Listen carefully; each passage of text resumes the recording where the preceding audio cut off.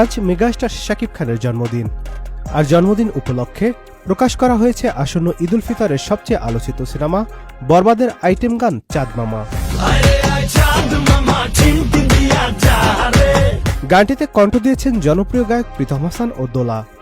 গানে শাকিব খান ও নুসরাত জাহানকে দেখে দুই বাংলার দর্শকরা অবাক হয়েছেন।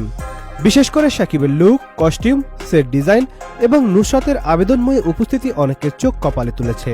নেটিজেনরা গানটিকে বলিউডের গানের সাথে তুলনা করছেন, সেই সাথে অনেকেই বলছেন এটি হতে পারে বছরের অন্যতম হাই ভোল্টেজ গান।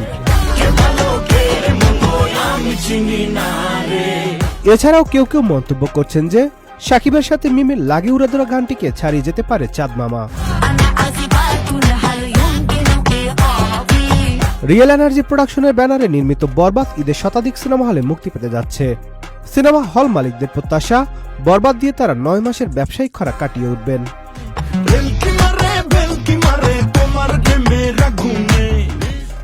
Nadim Hasan, Channel I.